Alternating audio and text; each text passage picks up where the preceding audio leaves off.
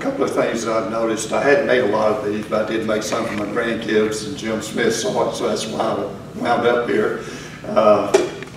But the wood makes a big difference in the top. If you get one with a real tight grain, like a hard maple or the acacia, the hard acacia, or rosewood, they make really good tops. I have made some out of this one I made at the shop yesterday. It's out of a limb off of a mahogany tree, but it's got a lot of sapwood and you get tear outs on it, and it really doesn't come out very well. But you can use just about any tool you want to turn these that you're comfortable with. And sometimes I'm like a bull in the china shop, so I have to go with stuff that doesn't allow me to be too aggressive with it. So I have a round cutter that I like to use. So,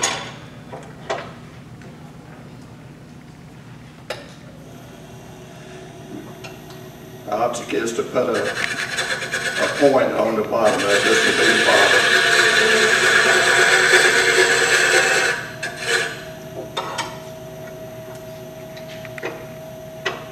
You got some eye protection? No, I didn't bring anything. Oh. It's not throwing that much off of it.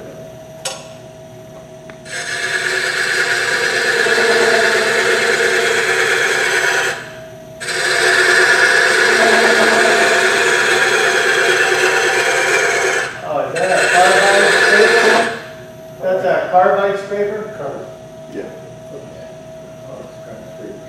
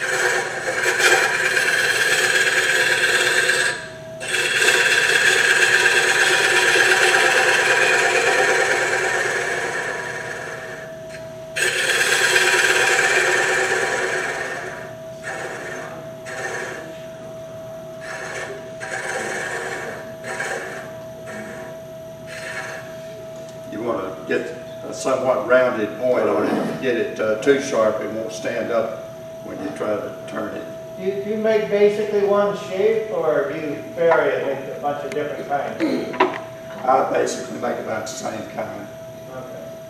Like I say, I'm not a really expert on it. I made some for the grandkids, and that's sort of where I got off from.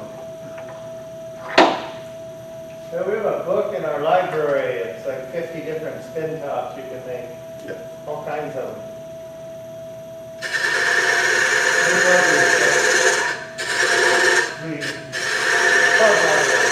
This one? The box of the book?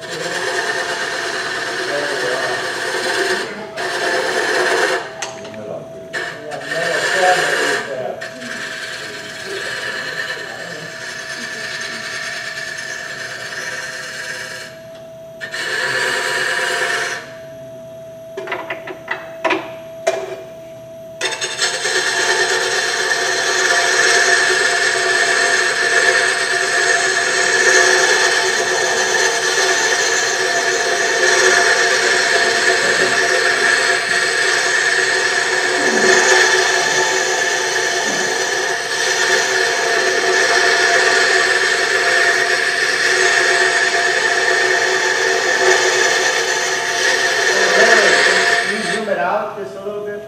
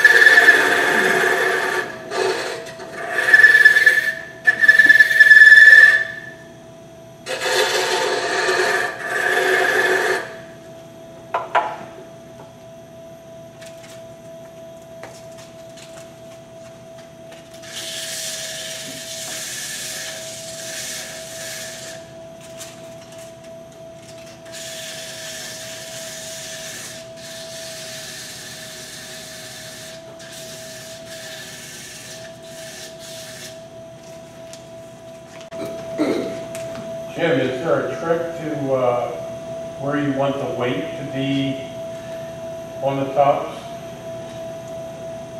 You want it to be right in the center. As much of it in the center as possible.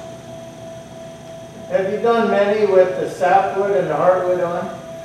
I've done some, but you have to be really careful because that sapwood will tear out if you're not careful. Well, I was questioning about the weight of it. The sapwood is so much lighter, and Yeah. you spin your top and it wobbles all over the place because of the weight difference.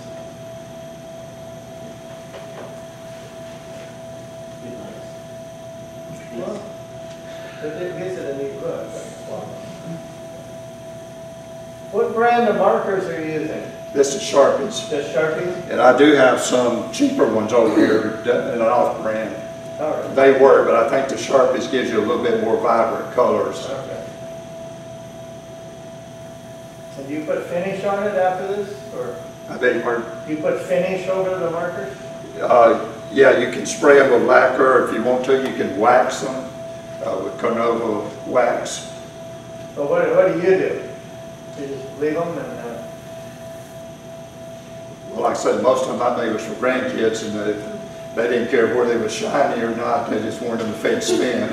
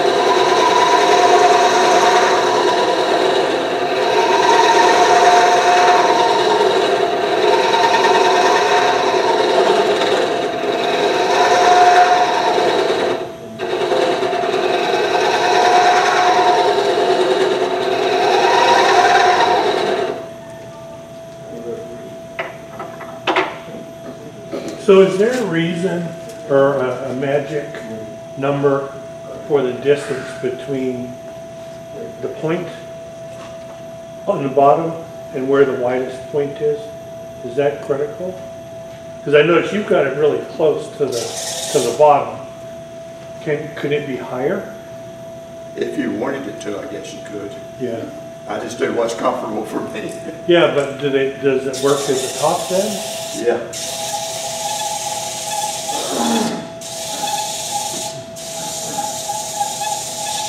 Hey, can you pass around those spin tops you got in the bowl? Yeah.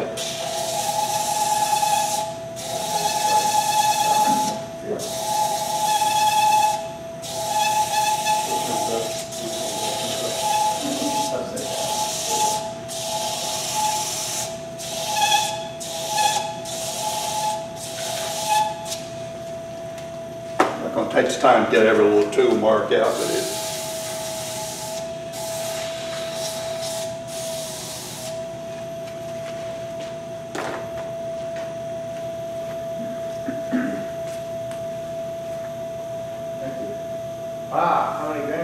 job. Well, these are some I made out at the shop yesterday, practicing on some of this stuff. Some of this and some of that.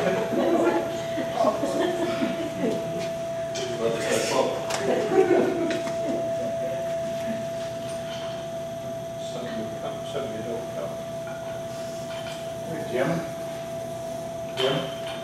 Just a thought, when I do pins, and to get make the sharpening easy, something small, instead of going back and forth with the paper, that gives you scratches. Just turn off the lathe and go back and forth with the grain. You'll see what difference that makes. It takes out the scratches a lot faster than if you spin it, and then you have to go back and spin it with different grits to get those scratches out. Yep. But just do it by hand, it's like something this small, it'll be fast. Just try to do it.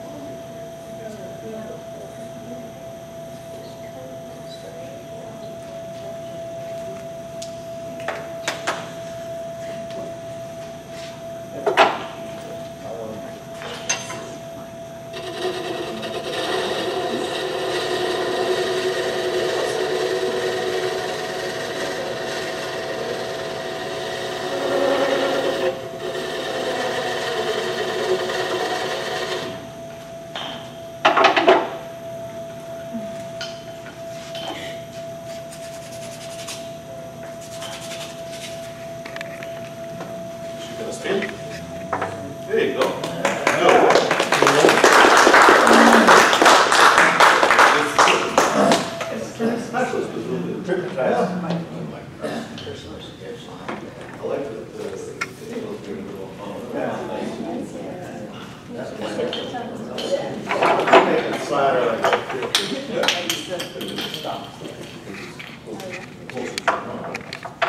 That's cool.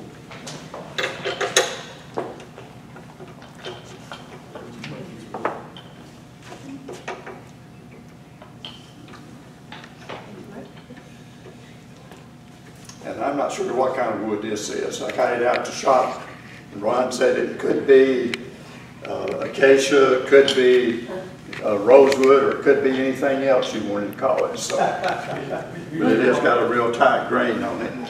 We usually call that fogwood. What kind of fogwood? Fogwood? Fogwood, yeah.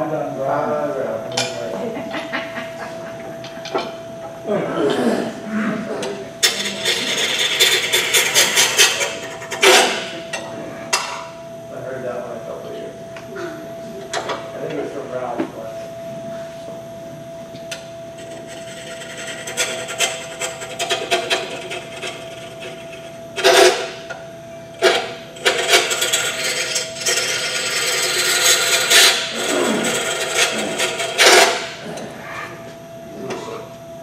Is that side grain or end grain? It's in grain. Seems like it's soft, that's quite the tool is biting.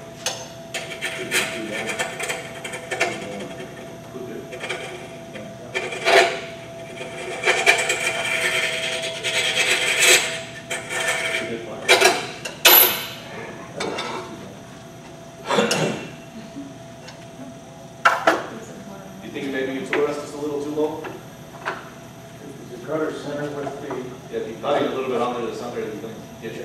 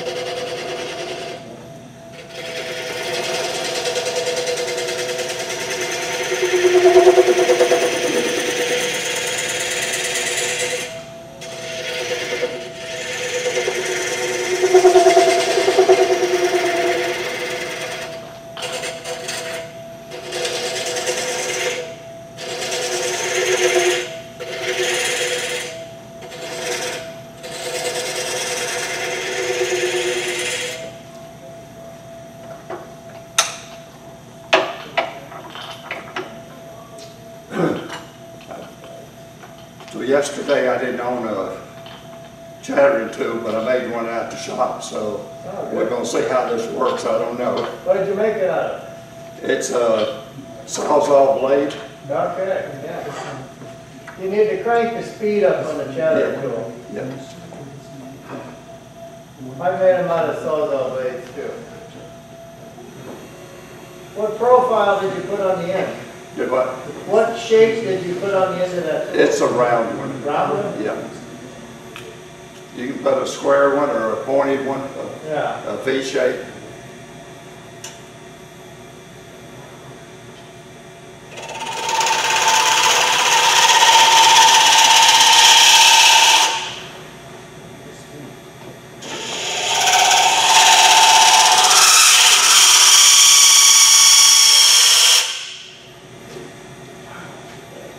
That's why I don't have one of those, I guess.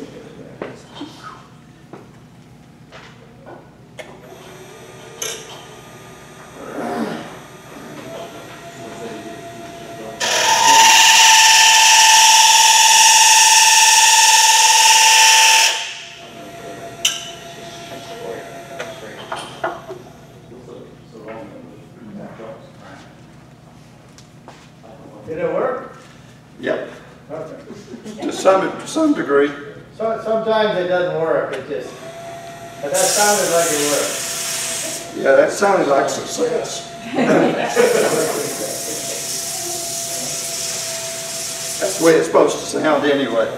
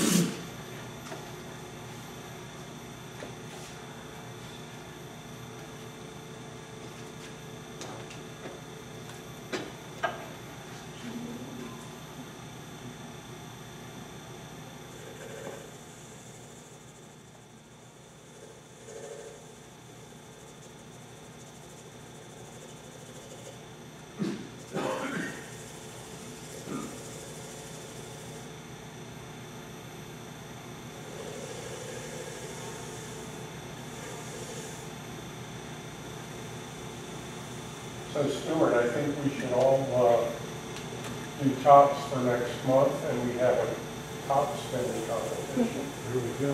That's who can go the longest. Did they get rid of all the books from our library? No, well, I don't know, the metal cabinet is, Okay, because there is a really good book on spin tops in there. You can either make this one where a lady, her arms are down, you spin her and her arms are out, and as she goes slower, slower, the arms come back down. And there's a really cool, a tippy top one it's called. It's round like a ping pong ball, and you get a straight stem and a recess in the top. And if you make it right, you spin it really fast, and it flips upside down onto its stem. And then so it runs out of steam, and then it flips back over right side up. Stop. I tried to make a couple of those and that didn't work for me, Oh, so. yeah. Well, you gotta make them exact. I have the instructions printed out and on the computer. If they're wrong, that's the wrong, right? Yeah, it has to be round, but the depth you cut down in the side. The stem needs to be like a quarter inch, a certain height, and then you cut down into the top just a certain thing. So the weight is important. Yeah, I made one that kind of worked, and made ones that don't work, and I made some, and you give the skin, zoom, upside down, and that.